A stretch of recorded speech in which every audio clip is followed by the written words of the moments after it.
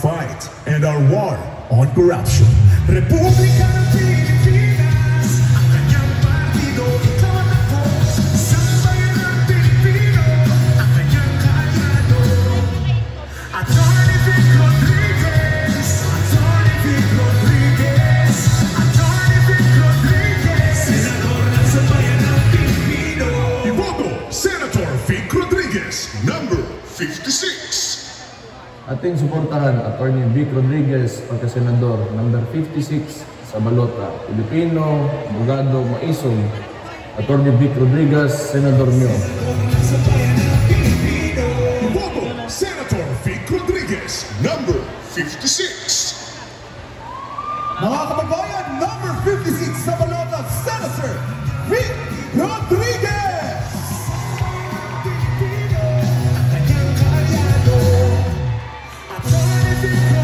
Maraming salamat at magandang gabi ho sa ating lahat.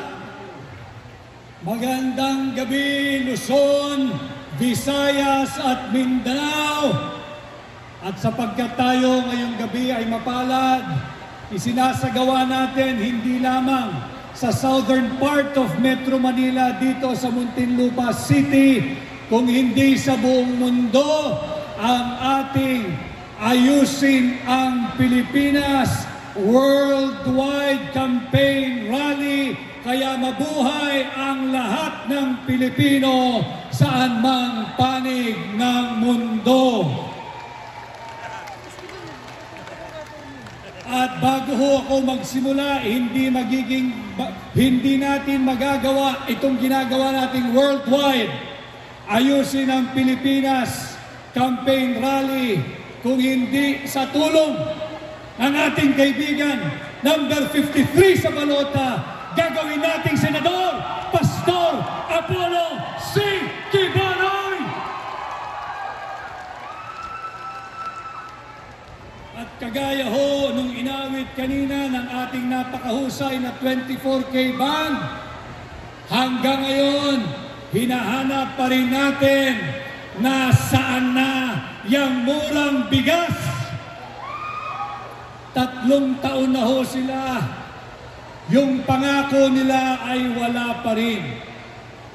Sapagkat mali ho ang direksyong tinatahak ng kasalukuyang administrasyon.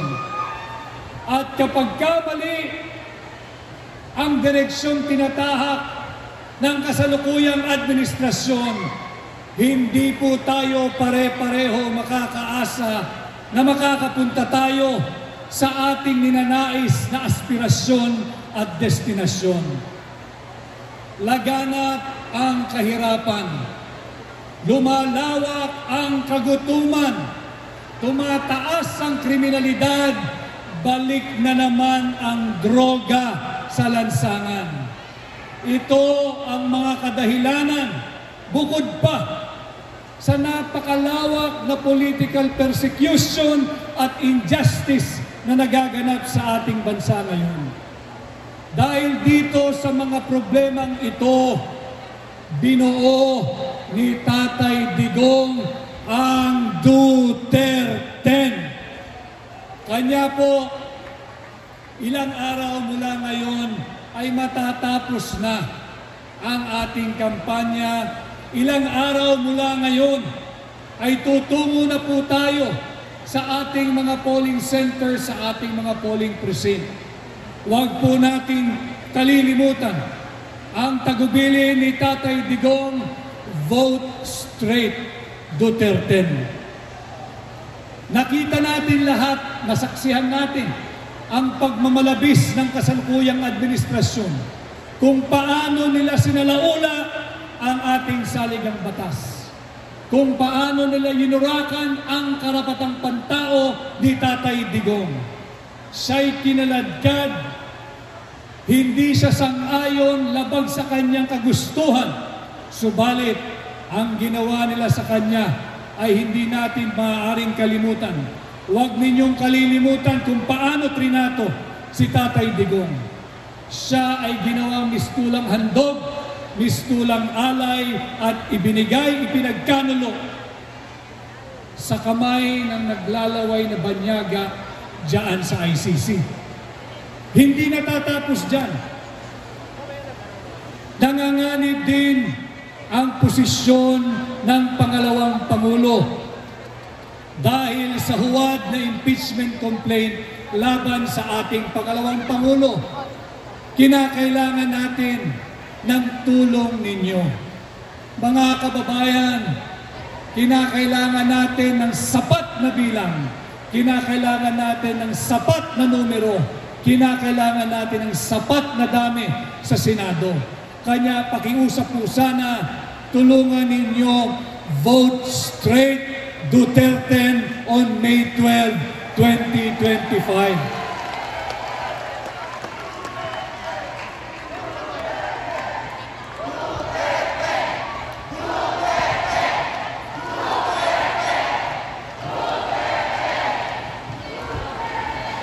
Hindi ho kaya ng isa o dalawa o tatlong miyembro lamang ng Duterte baguhin ang maling direksyon ng kasalukuyang administrasyon.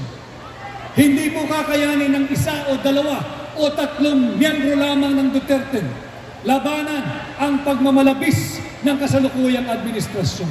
Hindi po kakayanin ng isa o dalawa o tatlo lamang na miyembro ng Duterte ipagtanggol si Vice President Inday Sara Duterte dito sa huwad na impeachment complaint na kanyang hinaharap. Kinakailangan po, ulitin ko, kinakailangan po natin ang sapat na bilang, sapat na dami, sapat na numero sa Senado. Kanya tulungan po ninyo ang lahat ng kasama ko sa Duterte, ang inyo pong lingkod, number 56 sa balota, Attorney Vic Rodriguez, pakitulungan po ninyo.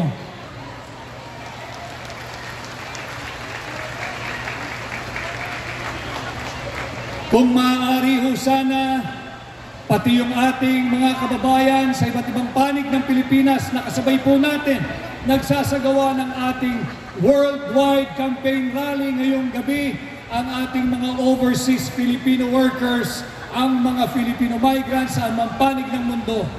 Sana ho ay mapahiram ninyo ang inyong lingkod na may numero 56 sa balota, Attorney Vic Rodriguez, ng inyong tiwala, ng inyong sagradong mandato, ng inyong boto at ihatid sa Senado ngayong May 12, 2025. Binuo ho ni Tatay Digong ang Duterte sapagkat nahaharap sa krisis ang ating ekonomiya. Matamlay ang ating ekonomiya. Kinakailangan po ng mga seryosong tao na siyang magbibigay ng seryosong solusyon sa napakaraming seryosong problema ng ating bansa. Kanya po tinanggap ko ang imbitasyon, ang hamon na pamunuan ang tunay at maisog na oposisyon sa Senado. Kaya po hinihiling ko, tulungan po ninyo ang inyong lingkod ilang araw na lamang. Kung maaari, patuloy po ninyo akong ipangampanya sa inyong kamag-anak, sa inyong kapitbahay, sa inyong kaibigan, sa inyong kaprobinsya, sa inyong kakilala, saan man panig ng mundo. Ipahatid po ninyo ang aking pangalan, ipahatid po ninyo ang aking numero, number 56 sa balota. Madali po itong tandaan. Ang aking pong numero ay 56. 56, hindi siya utang. 56, hindi siya pautang. 56, hindi siya pabigat. Ang 56 po na nakatayo sa inyong harapan ngayon, ngayong gabi, ang 56 na yan, tratuhin po ninyo na ating kolektibong puhunan tungo sa mabuting lipunan. Yan po ang number 56 na dadalhin ninyo sa Senado. At ipaalala ko lang ho, habang papalapit ang pagtatapos ng kampanya, tanggapin po ninyong lahat kayong naririto sa Muntinlupa City, yung ating mga kababayan mula sa Luzon, sa Visayas, sa Mindanao, sa buong mundo. From the bottom of my heart, tanggapin po ninyo ang aking taus-pusong pasasalamat sa inyong laging mainit na pagtanggap. Tanggapin po ninyo ang aking taus-pusong pasasalamat at tayo ay nagkakilala. Kung hindi ho dahil sa kampanyang ito, hindi ko po makikilala ang napakaraming mabubuting Pilipino na may pagmamahal sa ating bansa.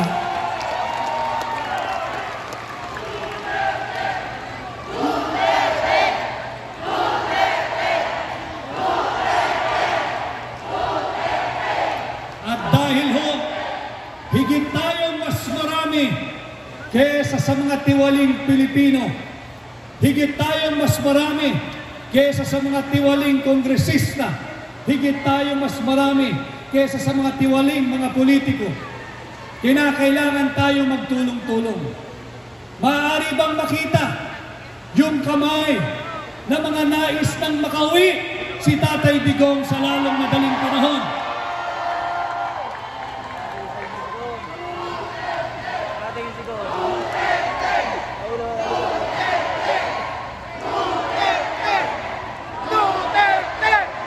Bukod po dyan, maaari ko rin ubang makita na maitaas yung kamay noong mga nais ipagtanggol at ipaglaban natin si Vice President Inday Sara Duterte laban sa huwag na impeachment complaint. Sa tingin ko, kung ganoon, tayo po'y nagkakaintindihan. Tayo'y magtutulong-tulong pagdating po ng May 12, 2025, ipapadama natin ang galit at hagupit ng mamamayang Pilipino. Lumabas po tayo and vote straight Duterte! Duterte! Duterte! Duterte! Muli ho, ako'y nagpapasalamat sa inyong lahat. Huwag po ninyong kalilimutan ang inyong lingkod, Attorney Vic Rodriguez, number 56 sa balota, 56, Senador ninyo, Pilipino, abogado